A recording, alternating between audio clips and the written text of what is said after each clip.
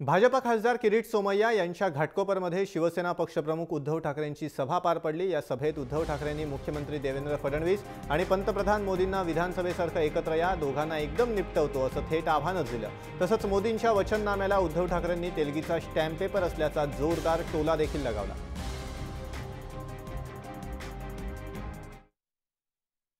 आणि मग कालच्या सभेत मी बोलताना बोललो होतो की मी नरेंद्र मोदींच्या मुंबईतल्या सभेची वाट बघतोय, कारण मुंबईमध्ये ते सभा घ्यायला आल्यानंतर त्याच मंचावरती शिवसेनेतर्फे त्यांना शिवसेनेच्या विजयी सभेचं सुद्धा मी आमंत्रण देणार आहे।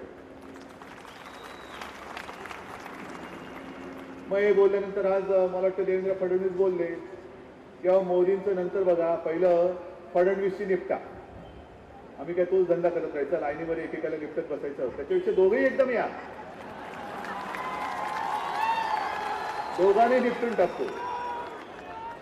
म्हणजे मुंबईकरांना आणि शिवसैनिकांना काही दुसरा काही उद्योगधंदा नाही, एक तर एटीएमच्या रांगेत उभं राहायचं आणि मग तुमच्यापैकी आता कोणाचा नंबर म्हणून वाट बघत राहायची, फडणवीस का आधी या, मोदी का आधी या, हा नाही धंदा आम्हाला। एकदम सगळे मिळून या, जसं विधानसभेत आला होता तसेच परत या, तुम्हाला सगळ्यांना एकदा निपटूनच टाकतो।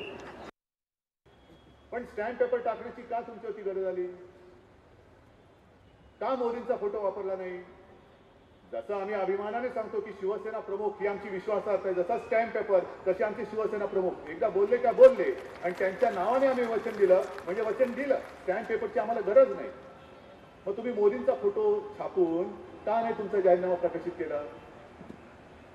कारण अनेकांना वाटतं की मोदींचा फोटो म्हणजे तेलगीचा स्टॅम्प पेपर, तेलगीचा स्टॅम्प पेपर, म्हणून मग स्टॅम्प पेपर टाकला।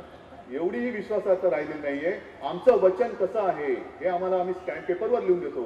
आम्हाला मुळामध्ये आमचं नातं एवढं घट्ट आहे मुंबईकरांशी, आम्हाला स्टॅम्प पेपरची गरज नाही।